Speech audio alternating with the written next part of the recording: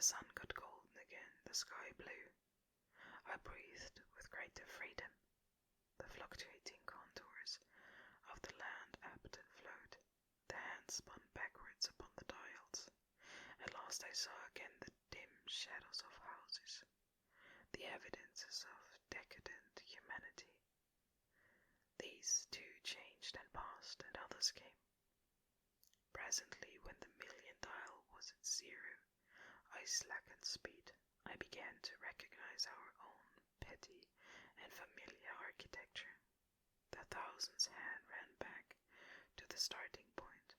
The night and day flapped slower and slower, and then the old walls of the laboratory came round me.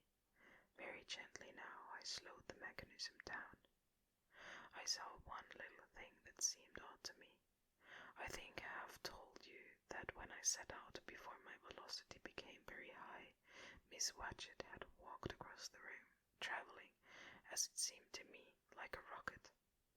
As I returned, I paused again across that minute when she traversed the laboratory, but now her every motion appeared to be the exact inversion of her previous ones.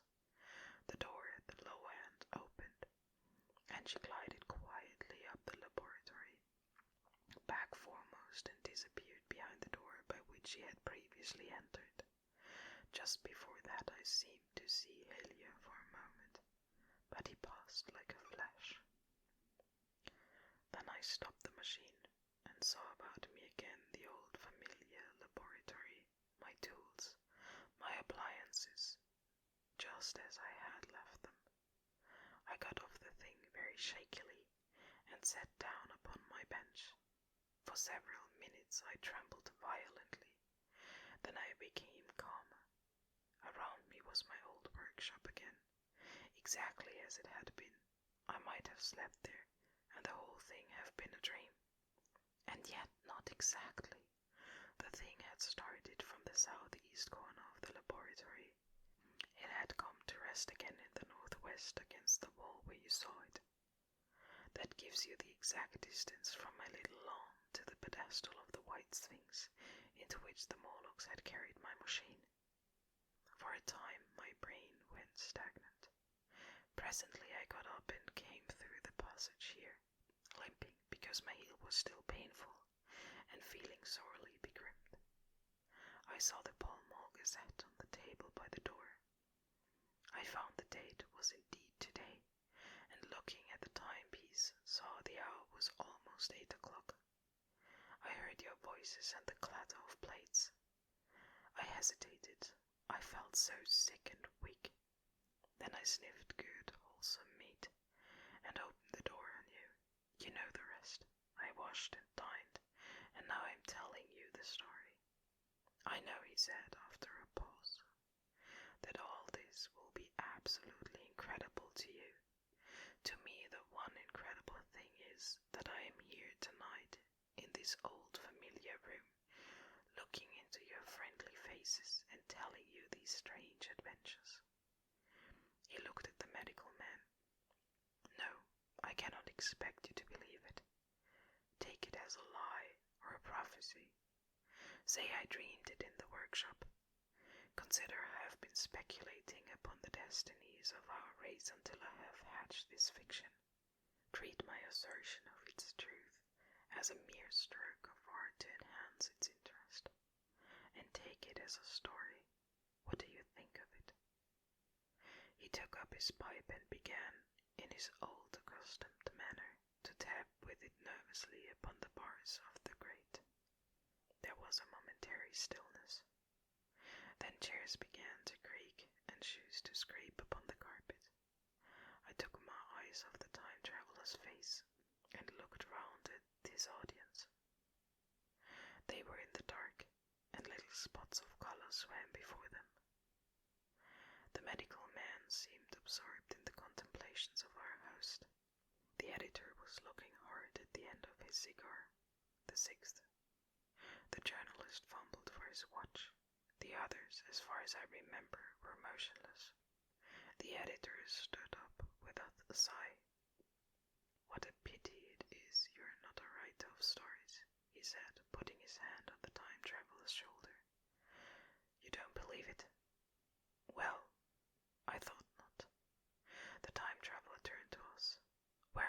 matches, he said. He lit one and spoke over his pipe, puffing. To tell you the truth, I hardly believe it myself, and yet his eyes fell with a mute inquiry upon the withered white flowers, upon the little table.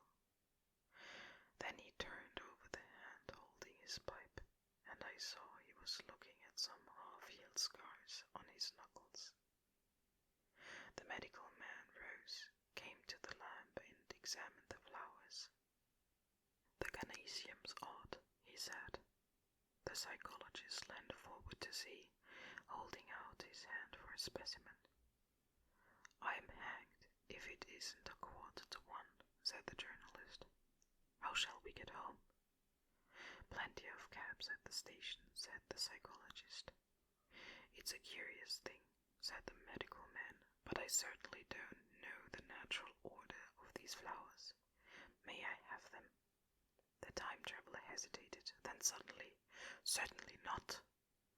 Where did you really get them? Said the medical man. The time traveler put his hand to his head. He spoke like one who was trying to keep hold of an idea that eluded him. They were put into my pocket by Weena when I traveled into time. He stared round the room. I'm damned if it isn't all going. This room and you and the atmosphere of every day is too much for my memory. Did I ever make a time machine? Or a model of a time machine? Or is it all only a dream? They say life is a dream, a precious poor dream at times, but I can't stand another that won't fit. It's madness. And where did the dream come from? I must look at that machine. If there is one. He caught up the lamp swiftly and carried it, flaring red, through the door into the corridor. We followed him. There in the flickering light of the lamp was the machine, sure enough. Squat, ugly and askew. A thing of brass, ebony, ivory, and translucent glimmering cords. Solid to the touch, for I put out my hand and felt the rail of it.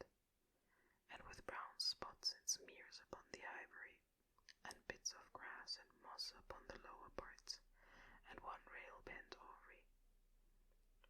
The time traveler put the lamp down on the bench and ran his head along the damaged rail.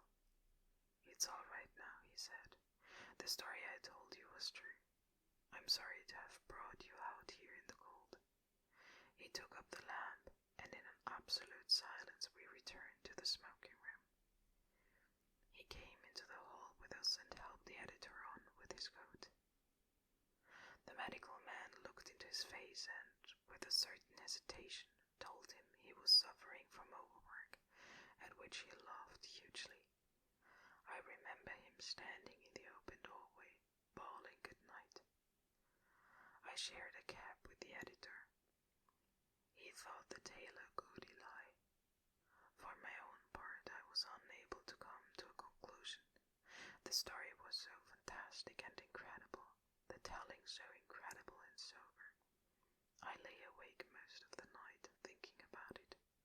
I determined to go next day and see the time traveler again. I was told he was in the laboratory, and being on easy terms in the house, I went up to him. The laboratory, however, was empty. I stared for a minute at the time machine and put my hand and touched the lever. At that the squat, substantial-looking mass swayed like a bow shaken by the wind. Its instability startled me extremely, and I had a queer reminiscence of the childish days when I used to be forbidden to meddle. I came back through the corridor. The time traveler met me in the smoking room. He was coming from the house. He had a small camera under one arm and a knapsack under the other. He laughed when he saw me, and gave me an elbow to shake. I'm frightfully busy, said he, with that thing in there. But is it not some hoax, I said. Do you really travel through time?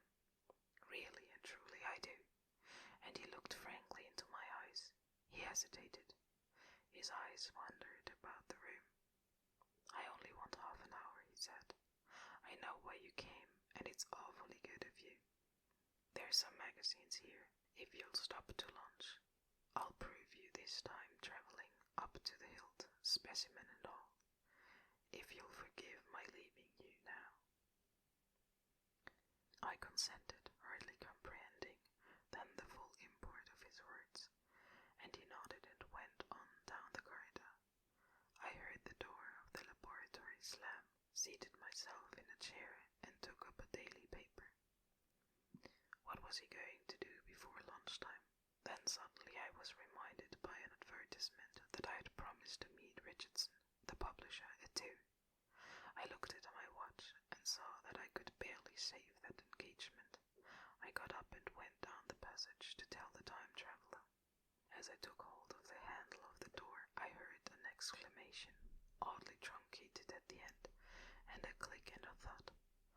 A gust of air whirled round me as I opened the door, and from within came the sound of broken glass falling on the floor. The time traveler was not there. I seemed to see a ghostly, indistinct figure sitting in a whirling mass of black and brass for a moment. A figure so transparent that the bench behind, with its sheets of drawings, was absolutely distinct. But this phantasm vanished as I rubbed my eyes. The time machine had gone. Save for a subsiding stir of dust, the further end of the laboratory was empty. A pane of the skylight had apparently just been blown in. I felt an unreasonable amazement. I knew that something strange had happened, and for the moment could not distinguish what the strange thing might be. As I stood staring, the door into the garden opened and the man-servant appeared. We looked at each other, then ideas began to come. "Has Mr. gone out that way?" said I. "No, sir. No one has come out this way. I was expecting to find him here." At that I understood. At the risk of disappointing Richardson, I stayed on, waiting for the time traveler, waiting for the second, perhaps still stranger story, and the specimens and photographs he would bring with him. But I am beginning now to fear that I must wait a lifetime. The time traveler vanished 3 years ago, and as everybody knows now, he has never returned. Epilogue. One cannot choose but wonder, will he ever return? It may be that he swept back into the past and fell among the blood-drinking, hairy savages of the age of unpolished stone, into the abysses of the Cretaceous Sea, or among the grotesque saurians, the huge reptilian brutes of the Jurassic times. He may even now, if I may use the phrase, be wandering on some plesiosaurus-haunted Olotic coral reef, or besides the lonely saline lakes of the Triassic age. Or did he go forward into one of the near ages, in which men are still men, but with the riddles of our own time answered, and his wearisome problem solved now? Into the manhood of the race, for I, for my own part, cannot think that these latter days of weak experiment, fragmentary theory, and mutual discord are indeed man's culminating time. I say for my own part. He, I know, for the question had been discussed among us long before the time machine was made, thought but jealously of the advancement of mankind, and saw in the growing pile of civilization only a foolish heaping that must inevitably fall back upon and destroy its makers in the end. If that is so, it remains for us to live as though it were not so. But to me the future is still black and blank, is a vast ignorance, lit at a few casual places by the memory of its story. And I have by me, for my comfort, 2 strange white flowers, shriveled now and browned and flat and brittle, to witness that even when mind and strength had gone, gratitude and a mutual tenderness still